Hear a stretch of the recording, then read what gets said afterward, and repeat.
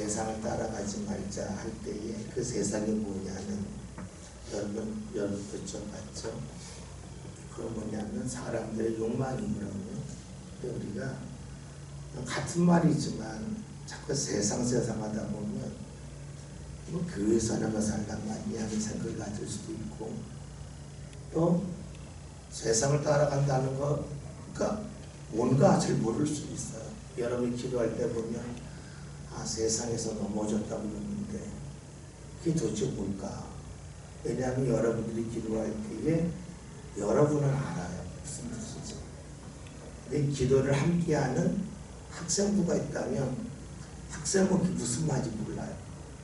무슨 말씀 이해되시죠? 우리가 말이라고 하는 것은 나도 알아듣고 듣는 사람도 알아들어야 돼요. 내가 기도할 때 나 혼자 기도하면 어떤 단어를 사용하든 상관이 없어요. 내가 하니까.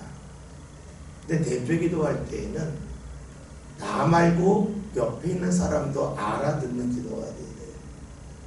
아마 여러분들이 우리 정권사님 계신데 정민이나 혜민이한테 가서 기도할 때 하나님 우리가 세상에 빠지지 않게 해주세요라고 기도하고 나서 너 이거 무슨 말인지 아냐면 모를 거예요. 모른다고. 여러분들이 단어를 선택감이 있어서 혼자 할 때는 아무나 단어 사용해도 돼요. 그러나 같이 누군가 있을 때에는 그 사람이 알아들을 수 있는 단어를 사용해야 그 사람이 같이 들어가요. 그런데 나 혼자 아는 단어를 사용하면 옆에 있는 사람이 무슨 말인지 몰라요. 모르면 흥미가 없어요. 우리 야구를 볼 때에 규칙을 알고 보면 재밌고 규칙을 모르면 재미가 없어요. 마찬가지 말도 알아듣는 말이어야 그 말에 빨려 들어가지. 내가 모르는 말을 나열하게 되면 사람들이 몰라요. 흥미가 없어져요. 여러분들이 위에서 기도할 때에 가급적 세상적이란 말을 안 쓰시면 좋겠어요. 그 뭐냐면 어른들은 알아요. 근데 청년들은 몰라요. 학생들은 몰라요. 그것보다는 하나님 제 욕망에 끌려 살았습니다. 사람들이 좋아하는 것을 따라갔으면 풀어서 하시면 좋을 것 같아요. 그래야 함께 갈 수가 있으니까 이게 쉽지는 않습니다. 그러나 우리가 아는 범위에서 풀어서야 함께 갈 수 있으니까 그렇게 하시면 좋겠고요. 46절 함께 봅니다.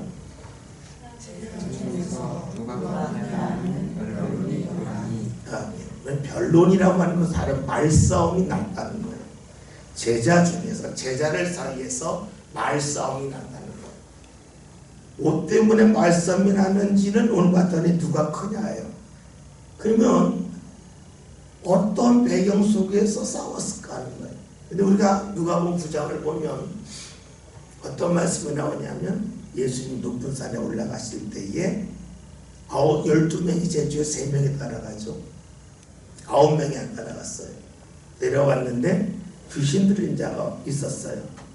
근데 나머지 9명이 못 고친 거예요. 그 아비가 당신의 제자가 못 고칩니까? 했더니 예수님이 그를 고쳤어요. 그 후에 말다툼이 일어났다는 거예요. 뭐 어떤 말다툼이 일어났을까? 충분히 알 수 있어요. 9명의 제자들이 못 고쳤잖아요. 3명이 그랬겠죠. 야, 너희는 9명이 기도하면서 1명도 못 고치냐? 너희가 기도할 때 기도하지 않았으니까 너희가 지금 이렇게 돼서 방심당하는 거 아니냐면서 얕잡아 봤겠죠. 나머지 9명 그랬겠죠. 그러면 너는 올라가서 기도하고 왔는데 왜 예수님 하니까 마냐 네가 하면 되지 않냐 하면서 서로 간에 공격을 했을까요?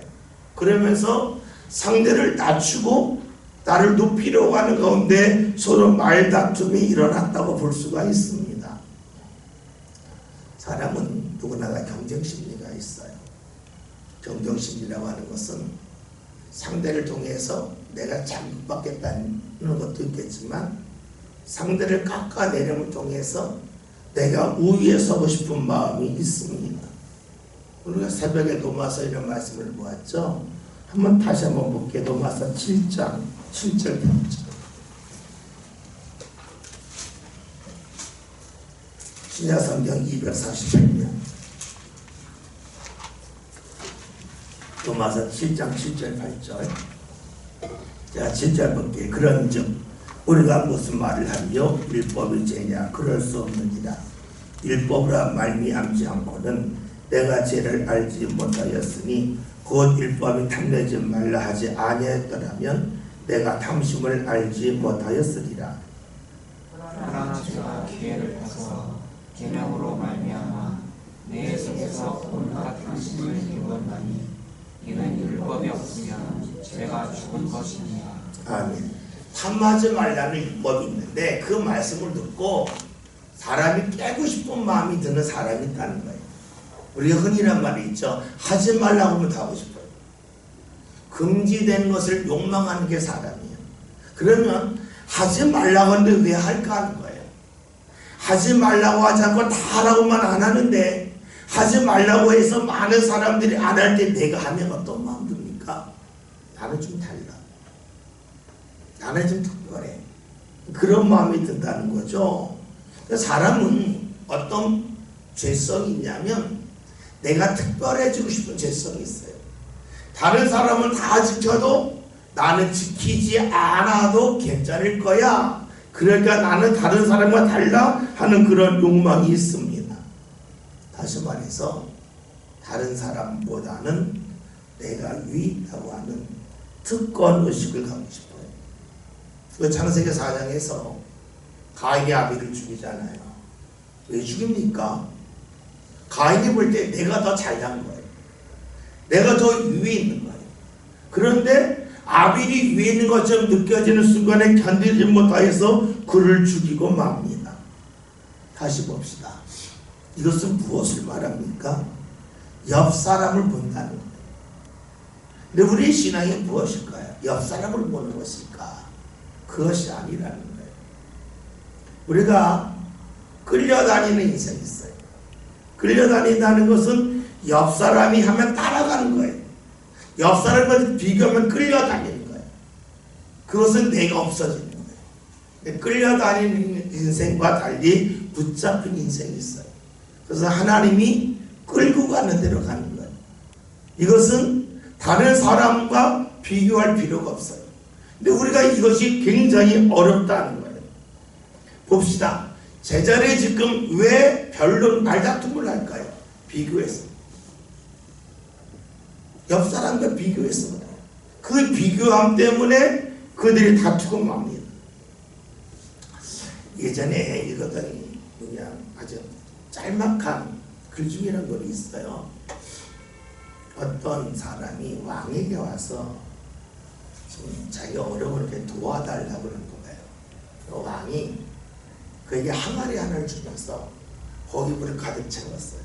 이 항아리를 쥐고 동네 한 바퀴 돌아라.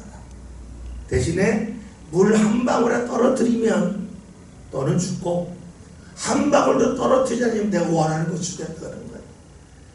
한 번만 할 것 같으니까 열심히 한 바퀴를 들고 왔어요. 왕이 오자마자 질문해요. 너 동네 한 바퀴 돌면서 뭐 봤냐 그랬어요. 뭐 봤냐? 뭐 봤다고 그랬을까요? 기억나는 게 아무것도 없습니다. 온통 신경이 여기 있었기 때문에 눈에 아무것도 안 들어왔습니다. 그 이야기하죠. 왕이 말하죠. 너 그렇게 살면 돼. 그렇게 살면 괜찮아. 아무것도 보지 말고 네가 할 일만 해. 다른 데 눈 돌리지 말고 다른 사람과 비교하지 말고 네 할 일만 해. 그러면 될 거야. 하면서 그를 돌려보냈다고 하는 이야기가 있습니다.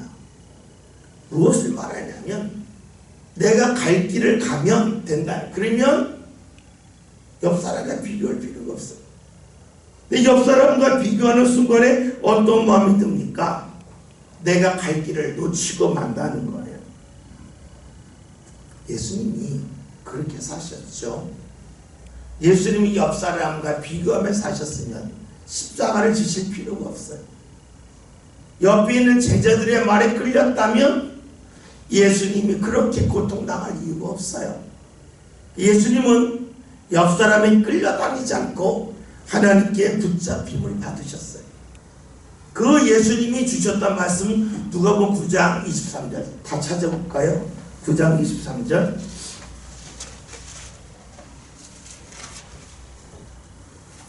읽습니다. 또 우리에게 이르시되 아무든지 나를 따라오려거든 자기를 부인하고 날마다 제 십자가를 지고 나를 따를 것이니라. 자기 십자가를 졌으면 돼요. 근데 내 십자가와 다른 십자가의 크기를 비교를 해요. 그러면 어떻게 될까요? 왜 제 거는 크고 제 거는 더 작습니까? 라고 말하면 다행인데 왜 제 건 크고 저 사람 거는 작습니까? 라고 한다는 거예요. 그러니까 주를 따를 수 없다는 거예요. 근데 여러분 보세요. 우리가 공평하다고 하는 것은요, 사실 수적으로 표현할 수가 없는 거예요. 만약에 제가 있고 우리 김정현 집사님들 공평하게 하루에 밥을 먹을 때 쌀 그냥 100g씩만 주고 먹읍시다. 그러면 공평한 것 같지만 잘못된 거죠. 왜냐하면 김정현 집사님은 80g 먹었는데 배부를 수 있고 저는 100g을 먹어도 배고플 수 있어요. 그러니까 공평하다고 하는 것은 양을 똑같이 주는 게 아니에요. 상태에 따라서 많이 줄 수도 있고 조금 줄 수도 있어요. 여러분 그러면 하나님이 우리에게 어떤 일을 맡기실 때에 내 상태가 다르다고 하면 100g씩의 훈련을 시킬 수도 있고 김정은 집사님한테는 80g의 훈련을 시키지만 밥을 120g 먹는 저한테는 120g 훈련을 시킬 수가 있겠죠. 근데 제가 하나님 김정은 집사는 80g이고 저는 왜 120g의 훈련을 시킵니까? 라고 말한다면 그것이 과연 옳을까 틀릴까 하는 거예요. 우리가 밥을 먹을 때에 사람의 체력에 따라서 많이 줄 수도 있고 조금 줄 수도 있잖아요. 똑같은 양을 주는 게 아니잖아요. 우리가 옷을 입는다 할지라도 똑같이 같은 옷감을 주지 않아요. 어떤 옷감을 많이 줄 수 있어요. 왜냐? 체형이 크면 옷감을 많이 줘야 돼요. 체형이 작으면 옷감을 조금 줘도 돼요. 그런데 똑같은 옷감을 주려면 어떻게 됩니까? 누구는 옷을 못 만들 수도 있어요. 그러니까 우리가 하나님이 우리에게 어떤 일을 시키거나 맡기거나 십자가를 지게 하실 때에는 다를 수밖에 없다. 그런데 우리는 어떤 마음입니까? 하나님은 왜 똑같이 안 주냐? 그것 때문에 말다툼이 납니다. 비교하기 때문이죠. 봅시다. 다툴 수 있어요. 다툼이 대부분 뭘로 갑니까? 분노로 가요. 분노는 어디로 갑니까? 나에게 집중하게 해요. 그래서 하나님을 잊게 해요. 그 결과가 은혜에서 멀어지는 거예요. 사실 이런 문제는 예수님의 제자에게만이라는 건 아니에요. 성경에 반복적으로 나타나요. 한번 볼까요? 로마서 14장 1절에서 3절 신약성경 258면 신약성경 로마서 14장 1절에서 3절 한 절씩을 더 3절 함께 봅니다. 믿음이 연약한 자를 너희가 맞되 그의 의견을 비판하지 말라. 어떤 사람은 모든 것을 먹을 만한 믿음이 있고 믿음이 연약한 자는 최소한 먹느니라. 다 같이 먹는 자는 먹지 않는 자를 없이 여기지 말고 먹지 않는 자는 먹는 자를 비판하지 말라. 이는 하나님이 그를 받으셨습니다. 이게 로마서에 있는 말씀이잖아요. 로마 교회에 보낸 내용이에요. 그러니까 로마 교회는 구성원이 어떻게 되어 있냐면 유대인들 중에서 예수 믿는 사람이 있고 유대인이 아닌 사람 중에 예수 믿는 사람이 있어요. 한 교회에 있는 거예요. 그런데 유대인들은 어렸을 때부터 구약 말씀을 지켰기 때문에 음식을 가려 먹었어요. 그리고 그것이 삶 가운데 자리 잡다 보았더니 예수님을 믿는다 할지라도 그 음식이 입에 맞고 안 맞고가 이미 어렸을 때 결정이 됐어요. 그런데 유대인이 아는 사람 모두지 먹었거든요. 그러니까 음식을 먹을 때에 유대인들은 즉 구약의 말씀을 알고 있는 기독교인들은 음식을 먹을 때 이것은 먹고 이것은 안 먹었어요. 이걸 보고 이방인들이 아무거나 먹어도 되는데 왜 이거 안 먹냐는 거예요. 그러면서 하는 이야기가 너 예수 믿지만 음식 하나 그 못 넘어서냐, 믿음 없다고 비판을 한 거예요. 그때 유대인들이 하는 이야기가 예수님을 믿지만 구약에 있는 말씀이 예수님을 통해 이루어지지 않았냐, 너희들은 말씀을 모르는 이들이라고 또 비판한 거예요. 다시 봅시다. 음식에 문제가 싸운 거예요. 근데 뭐라고 했습니까? 하나님은 음식을 먹을 때 가려 먹는 사람, 안 가려 먹는 사람 구별을 하지 않고 다 드신다는 거예요. 그런 것 때문에 싸우지 말라는 거예요. 다시 봅시다. 로마서 14장 13절부터 17절.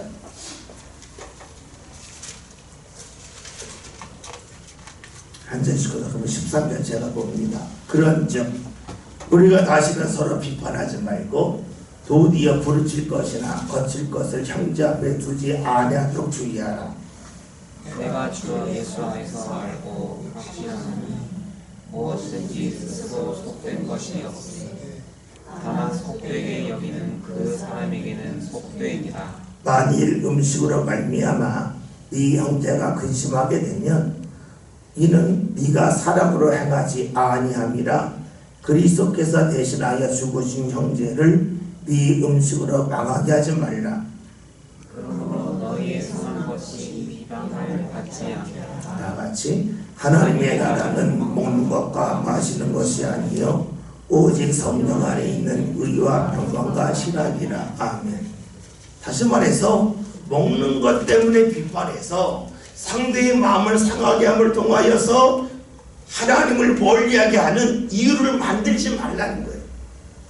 다시 말해서 신앙은 무엇이냐면 작은 것 갖고 다투지 말라는 거예요. 그런 것 때문에 서로 시기하지 말라는 거예요. 그냥 옆 사람을 너무 염두지 말고 이런 신앙도 있고 이런 신앙도 있는데 중요한 것은 내 갈 길이구나 하면서 가라는 말씀이에요. 여러분 봅시다. 갈등하는 이유는 사실은요 크지가 않아요. 작은 데서 시작합니다. 그런데 갈등을 하다 보면 어떤 일이 생깁니까? 갈등을 하다 보면 사람이 안 보여요. 나중에 일만 보여요. 이럴 때 있잖아요. 여러분 자녀가 막 화가 나 있을 때가 있어요. 화가 나 있을 때 물어봐요. 너 어떻게 하면 화 풀어지니? 라고 물으면 정말 답하기 어려워요. 왜냐하면 처음에 화날 때의 이유가 있는데 조금 지나고 나면 이유 없이 화가 나요. 처음엔 이유가 있었는데 나중에는 그것이 꼬리에 꼬리를 물어서 내가 왜 화를 냈는지 그 이유를 모를 때가 많아요. 아이들 울 때 그렇잖아요. 맨 처음에 울어요. 그런데 왜 우는지 모르고 울어요. 그래서 아이들이 울 때에 관심을 조금만 돌려주면 안 울죠. 막 우는 애한테 저기 기린 지나간다, 사자 지나간다 하고 안 울어요. 왜 안 우냐면 본인이 우는 이유를 모르기 때문에 그래요. 모르고 울어요. 다시 봅시다. 우리가 갈등을 겪다 보면 처음에는 갈등의 이유가 있어요. 나중에는 갈등하는 이유를 모릅니다. 그래서 우리에게 필요한 것이 무엇이냐면 눈 감기예요. 지난 주일날 말씀드렸잖아요. 우리가 왜 눈을 감아야 될까? 눈을 감을 때에 보이는 것에 끌리지 않아요. 왜 이 일을 시작했는지를 알게 돼요. 그리고 이 눈을 감는다고 하는 것은 신앙으로 말하면 다시 하나님 앞에 묻는 거죠. 내가 지금 이 상태인데 이게 맞습니까? 라고 묻는 거가 될 거예요. 그래서 우리가 갈등하는 이유는 하찮은데 그 갈등에서 벗어나는 방법 중에 하나가 행동이 아닌 사람을 보는 거예요. 여러분 교회에서도 마찬가지잖아요.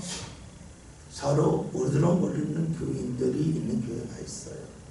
그런데 그 교인들 제자들이 하는 이야기가 있죠. 우리 위해 전도해야 된다고.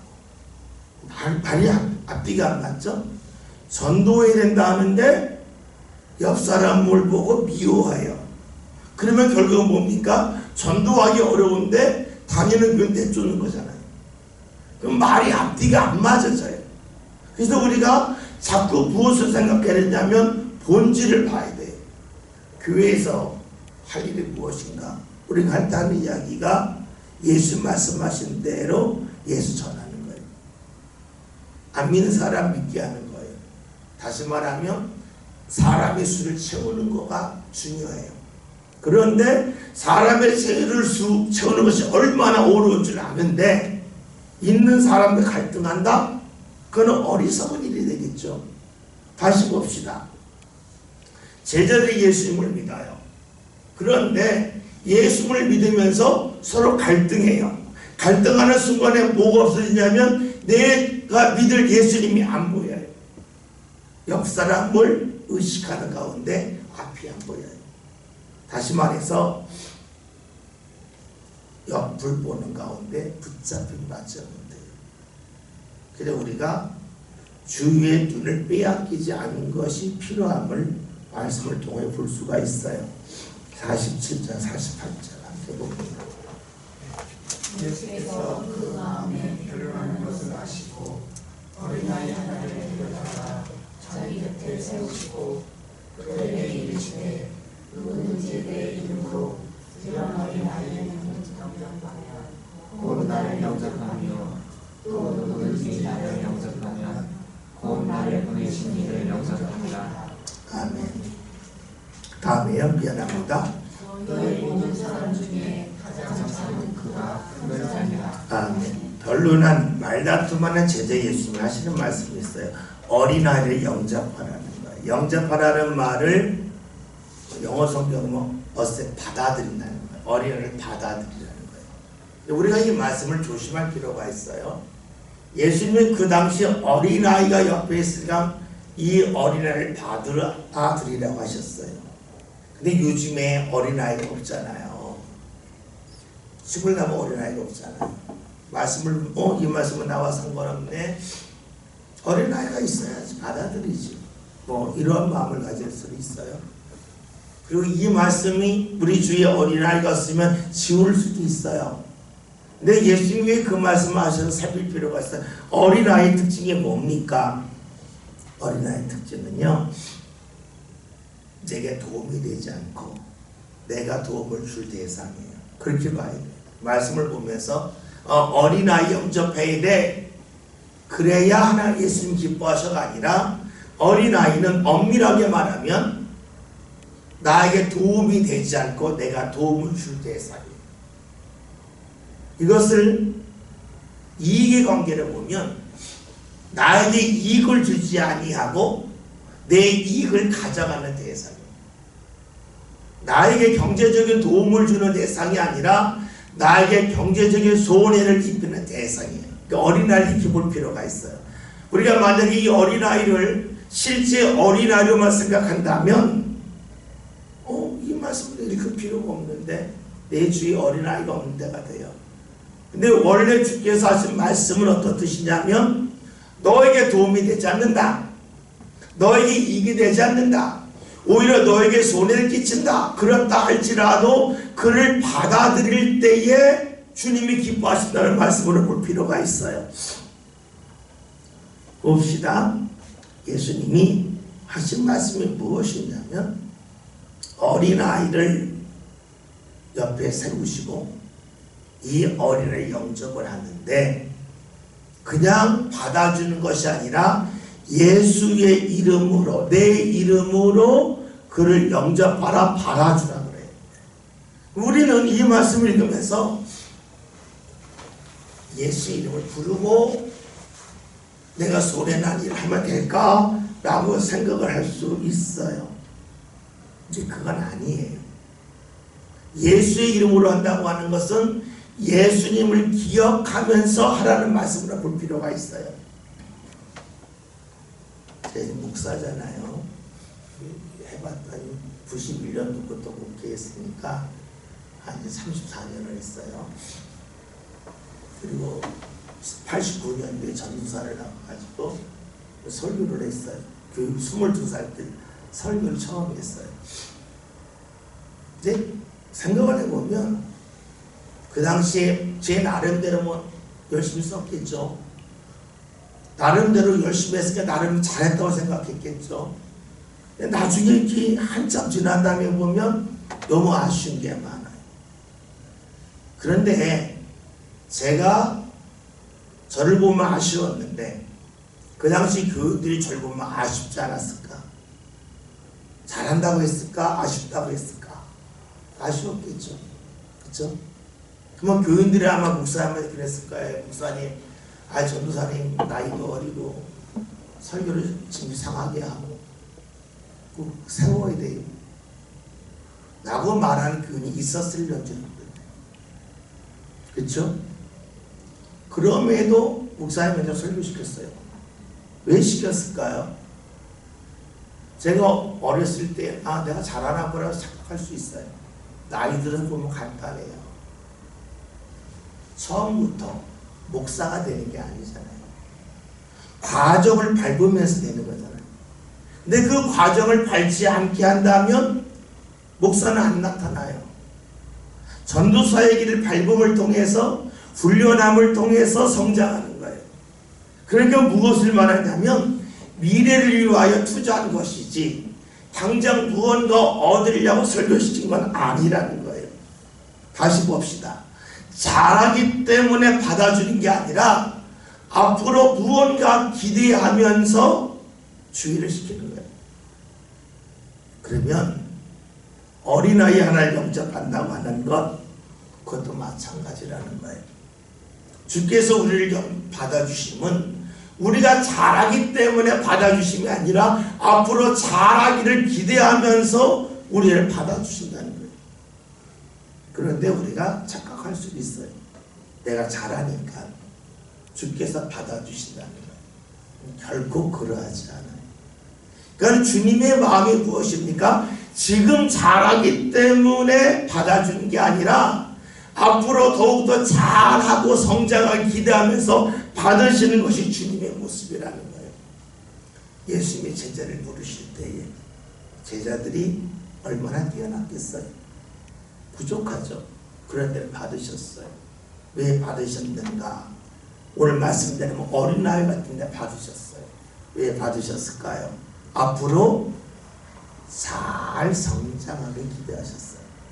이것을 요한복음에 말씀대로 예수님께서 시몬을 부르실 때에 장차 게바가 되리라. 시몬은 드름이라는 뜻이고 게바라고 하는 뜻은 바위라는 뜻이에요. 지금은 네가 남의 말 듣고 흔들리는데 나중에는 바위처럼 흔들리지 않았으면 좋겠다 하는 마음을 갖고 그를 부르셨어요. 그리고 정지사님 지난주 찬양 예배 준비하기 어려웠죠? 하면서 내가 이거 언제까지 해야 되나 그럴 수 있을 거예요. 왜냐하면 내가 잘한다는 마음을 가질 수 있지만 아닐 수도 있어요. 그런데 왜 앞에서 계속 하나님이 교회에서 찬양을 하게 하실까? 이유는 간단하겠죠. 지금은 소자예요. 어린아이예요. 그러나 기대하심이 있다고 보면 좋을 거예요. 봅시다. 우리가 신앙을 볼 때에 철부지일 수 있어요. 철부지. 철부지라는 말은 뭡니까? 부지라고 하는 말은 아닐 부자 알지자 모른다는 거예요. 철부지라고 하는 것은 철을 모른다는 거예요. 철을 모른다고 하는 것은 지금이 여름인지 봄인지 가을인지 모른다는 거예요. 이걸 구체적으로 말하면 지금 씨앗을 뿌릴 때인지 아니면 씨앗을 뿌리지 말아야 될지 그것을 정확하게 알지 못한다는 거예요. 철부지라고 하는 것은 지금 이때에 무엇을 해야 될지 알지 못하는 것을 철부지라고 말을 해요. 다시 말해서 오늘 본문에 나오는 어린아이를 영접한다는 말씀은 철이 들지 않아서 철부지와 같은 사람을 받아주는 것이 바로 예수님을 받아주는 거다 하는 거라고 말씀하고 있습니다. 있어요. 오늘 48절에 누구든지 내 이름으로 예수님을 기억하면서 어린아이를 영접하면, 즉 설부지와 같은 사람을 받아주면 그것이 바로 나를 받는 거다, 나를 영접하는 거라 라고 말씀하고 있습니다. 그러면서 주시는 말씀이 또 누구든지 나를 영접하면 그 나를 보내신 이를, 즉 하나님을 영접하는 거라고 말씀하고 있습니다. 예수님은 제자들이 왜 다투는가에 대해서 이렇게 말씀하고 계세요. 너희가 지금 다투면서 내 이름으로 설부지를 받아주는 일을 하지 않는다. 다시 말하면 나와 함께 하지만 나를 잊었다는 거예요. 그것을 예수님이 뭐라고 말씀하십니까? 내 이름으로 어린아이 설부지를 영접하면 그것이 나를 영접하는 거라고 말씀하고 계십니다. 그런데 우리 여기서 좀 이해하기 어려운 게 있어요. 사람을 영접했다, 설부지를 영접했는데 그것이 예수님을 영접하는 것이고 그것이 하나님을 영접하는 거라는 거예요. 이게 도대체 뭘까 하는 거죠. 봅시다. 영접하는 건 받아들였다는 거예요. 그렇죠? 그러면 받아들였다는 것은 내가 설부지와 같은 사람을 품으면 내 안에 주님이 들어오신다는 거가 돼요. 그것은 무엇이냐면 예수를 보내신 하나님을 품는다, 하나님이 내 안에 들어온다 하는 말씀으로 볼 수 있어요. 묻게 돼요. 하나님이 내 안에 들어온 건가? 들어오지 않는 것이 무엇일까? 무엇이 다를까에 대해 물을 수밖에 없어요. 그럼 우리 봅시다.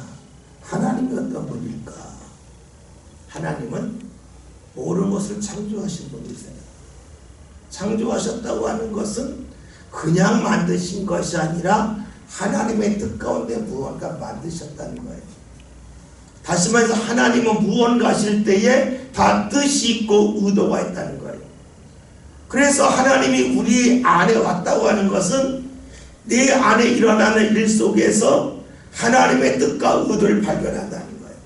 말씀이 좀 어렵죠? 말씀을 쉽게 볼게요. 얼마 전에 설교했던 내용 중에 목섬에 대한 설교가 있어요. 기억나시는 분인지 모르겠는데 대구도에 가면 거기 옆에 선제도가 있고 선제도 옆에 영도가 있어요.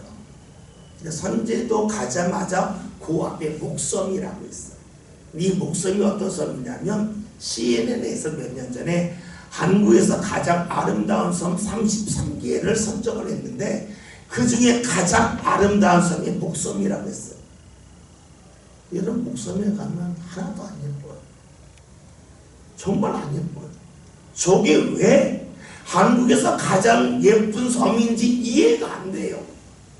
근데 이해가 되는 순간이 있어. 언제냐면요, 저녁이에요. 그 목섬이 선제도하고 불과 한 500~600m뿐이 안 떨어져서요, 하루에 2번씩 갈라져요.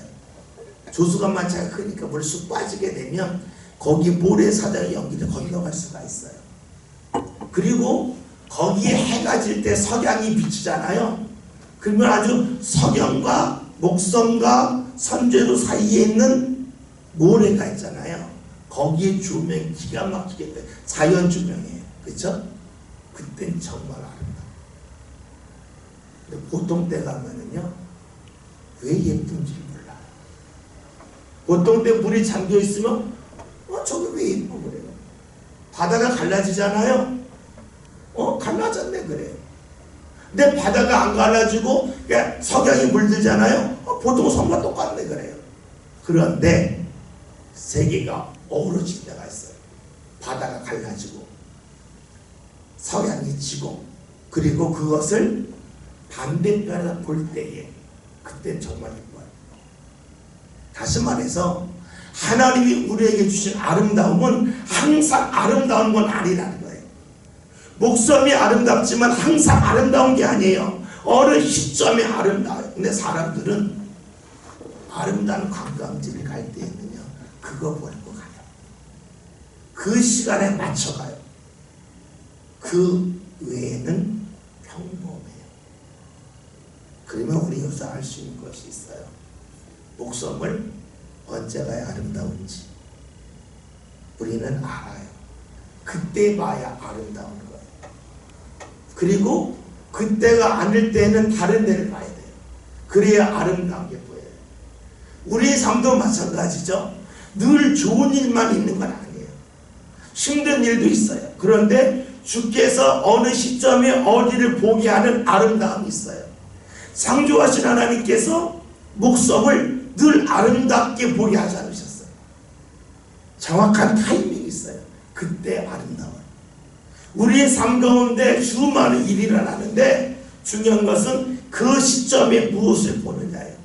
그러면 하나님이 내 안에 계시다고 하는 것은 무엇을 말할까요? 아름다운 포인트를 볼 수 있는, 그 포인트를 보지 못하면 아름답다고 말하지 않아요. 무언가 행동할 때 있어요. 어디라 포인트를 두냐에 따라서 예쁠 수도 있고 미울 수도 있어요. 아름다울 수도 있고 추할 수도 있어요. 그러니까 오늘 말씀에서 나에게 도움이 전혀 되지 않고 오히려 나의 것을 앗아가는 그런 철부지와 같은 사람을 내가 받아주면 그 속에서 내 안에 주님이 들어오시게 되고, 주님이 들어오심을 통하여 하나님이 창조하신 아름다움을 볼 수 있는 그런 사람이 된다고 볼 수가 있어요. 하나님이 주신 은혜는요 늘 넘치는 건 아니에요. 무엇을 말하냐면 이때는 여기, 이때는 여기에요. 그것을 시편 1편에 있는 말씀대로 한다면 복이 있는 사람은 시냇가에 심은 나무와 같아서 철을 따라 열매를 맺는다. 다시 말해서 사과가 열매 맺을 때 있고 포도가 열매 맺을 때가 있는데, 사과가 열매 맺을 때 사과를 봐야지 포도 보면서 왜 포도 열매 없냐고 하면 그것은 어리석은 사람입니다. 오늘 말씀이 어떤 말씀입니까? 옆 사람과 비교하지 말고 붙잡힘을 받으린다는 말씀이에요. 비교하는 순간에 말다툼이 나요. 갈등이 나타나요. 그래서 주께서 하시는 말씀이 뭡니까? 너희가 나를 믿냐? 나를 기억하면서 앞 사람을 보라는 거예요. 그 사람이 당장 너에게 도움이 안 되는 것 같고 손해가 되는 것처럼 보여도 그를 품으라는 거예요. 그럴 때에 너의 안에 주님이 들어오시고 주께서 보게 하시는 게 있다는 거예요. 그것이 바로 하나님의 은혜를 향하여 우리의 눈이 가고 마음이 간다고 볼 수 있습니다. 쉽지 않습니다. 당장 내가 볼 때에 손해나면 버리고 싶고 이익이 나면 붙잡고 싶잖아요. 주께서는 그렇게 말씀하지 아니하십니다. 저와 여러분이 손해가 난다 할지라도 포기하지 맙시다. 그런데 오늘 말씀 48절 맨 마지막에 너희 모든 사람 중에 가장 작은 그가 큰 자니라. 가장 작은 자를 너희가 맞이함을 통해서 네 안에 가장 크신 주님의 역사가 나타남을 말씀하고 있습니다. 오늘 저와 여러분의 삶이 힘들 수 있습니다. 어른의 삶 만날 수 있습니다. 그 속에서 우리가 꼭 그것을 버리지 않고 그 속에서 주인을 발견하게 되고 기도합시다. 그래서 우리 삶 가운데 주께서 보게 하신 아름다움 보고 감사할 수 있어서 함께 살길 바랍니다. 기도하겠습니다.